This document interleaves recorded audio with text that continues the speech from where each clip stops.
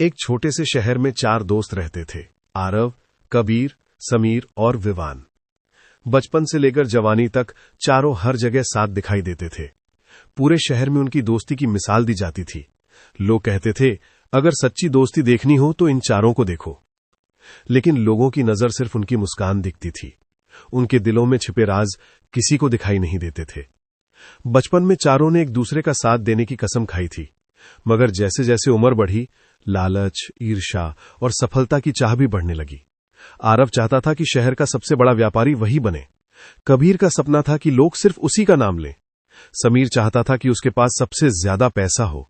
विवान चाहता था कि वो पर्दे के पीछे रहकर सबको अपने इशारों पर नचाए। सामने से चारों एक दूसरे को भाई कहते, गले लगाते, जन्मदिन मनाते और मुश्किल समय में साथ खड़े दिखाई देते। लेकिन जैसे ही कोई एक दोस्त वहां से जाता, बाकी 3 उसके बारे में बातें करने लगते। एक दिन आरव के जाने के बाद कबीर बोला, जिस दिन मौका मिलेगा मैं आरव को इतना पीछे छोड़ दूंगा कि वो कभी संभल नहीं पाएगा। समीर मुस्कुराया, मैं भी यही सोच रहा हूं। विवान चुप रहा। उसके चेहरे पर हल्की मुस्कान थी। वो जानता था कि अगर तीनों एक दूसरे पर शक करेंगे तो सबसे ज्यादा फायदा उसी को होगा। कुछ महीनों बाद चारों ने मिलकर एक बड़ा व्यापार शुरू किया। शुरुआत शानदार रही, पैसा आने लगा, नाम बनने लगा।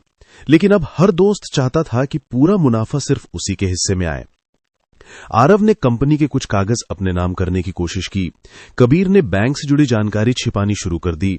समीर ने ग्राहकों से अलग अलग गुप्त समझौते करने शुरू कर दिए। विवान हर दोस्त की बातें रिकॉर्ड करता रहा। वो सही समय का इंतजार कर रहा था। धीरे धीरे छोटी छोटी गलतफहमियां बड़ी लड़ाइयों में बदलने लगी। एक रात किसी ने कंपनी के महत्वपूर्ण दस्तावेज गायब कर दिए। सभी को लगा कि ये काम किसी दोस्त ने किया है, लेकिन किसी के पास सबूत नहीं था। अब हर दोस्त दूसरे पर नजर रखने लगा।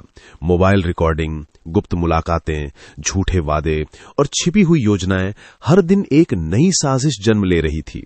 बाहर की दुनिया अब भी कहती थी, वाह क्या दोस्ती है, लेकिन अंदर से चारों की दोस्ती पूरी तरह टूट चुकी थी।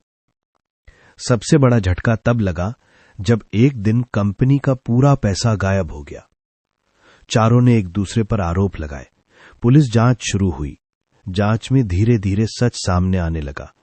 हर दोस्त ने किसी न किसी समय अपने ही दोस्तों को नुकसान पहुंचाने की कोशिश की थी।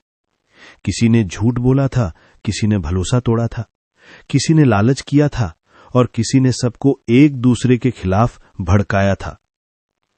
आखिरकार चारों आमने सामने बैठे। कमरे में गहरा सन्नाटा था। आरव बोला, हमने दोस्ती नहीं अपने स्वार्थ को चुना। कबीर की आंखों से आंसू बहने लगे। समीर ने पहली बार माना कि उसने अपने फायदे के लिए दोस्तों का भरोसा तोड़ा।